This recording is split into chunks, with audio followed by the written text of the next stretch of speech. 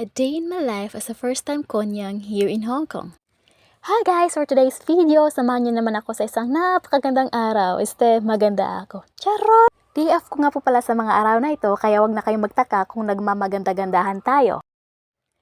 Sa isang linggo po pala guys, isang araw lang po kami mukhang maayos. Charot! Maayos na yarn! Anyway, inihanda ko na nga ang payong dyan at feel ko na umaambon na. At hindi pa nga tayo kampante ay sinuot ko na agad ang aking sombrero na kahit paano naman ay mapambato tayo sa kung anong klaseng panahon meron sa labas. Okay, what are we waiting for? Let's go! At nang nakalabas na nga tayo, alam nyo ba guys, napapansin ko na hindi talaga sila pakalat-kalat dito. At dito pala sila nagpakalat-kalat, charot. At nang makarating na nga po tayo sa minibus station, marami nang nakapila, medyo natagalan nga siguro ang next bus dahil nauulan pa talaga siya. Nakasakay na nga po tayo ng bus guys, pero hindi ko alam kung saan ang pupunta ko. O diba, may ganon, basta ang pupuntahan ko MTR station. Nag-iisip kasi ako kung bababa ako ng Central o di kaya Causeway Bay kasi maipapakuha sa akin ng madam ko. Kaso, napag-isip-isip ko naman, mas malapit yung Causeway Bay, kaya dito na ako bumababa. First time ko atang bumiyahe ngayon ng mag-isa sa station na ito guys, kaya sinusunod ko na lang mga direction ng turo ng madam ko at yung MTR guide map na yan. As a first time talagang ganyan, kabado na relax lang po tayo kasi kapag napapadala ka rin sa mga emotion mo ay baka uuwi din tayo nagkanganga.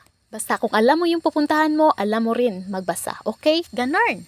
Finally, nahanap ko rin siya at pagkalabas ko nga mismo sa station na yan ay bumungad sa akin ng Lafayette. Lafayette? Or whatever. Basta ganun. Ipipick up ko kasi guys ang mga damit ni madam.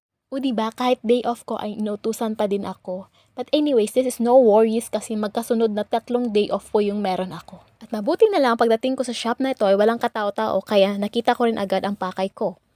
Aha, dito pala namimili siya. Charot, nagka-idea yan. At ngayon ay hawak-hawak ko na nga po ang gamit ni madam. Kaya naman, accomplish. Sa mga oras na po pala yan guys, sobrang lakas po ng ulan. Kaya naglilibot-libot na lang ako sa mall dito. At dito naman ako sa sobrang namangha, sa sobrang ganda po ng pahingahan nila. At sobrang mabango pa. Ay, ewan ko na lang kung hindi ka mai-inlove dyan. Sobrang mamahaling perfume nata ang niligo dyan. Dumaan lang po tayo dito guys, baka meron kasi ditong free taste. Ay, hindi pala. Binebenta pala yan. At sa second floor nga po guys, ito naman yung nakikita ko. O diba, ang ganda para sa mga bata na mahilig dito. At medyo napahaba naman tong video na to guys, kaya dito na lang muna at goodbye and see you on my next vlog. Ika po yung ako voice over. Bye!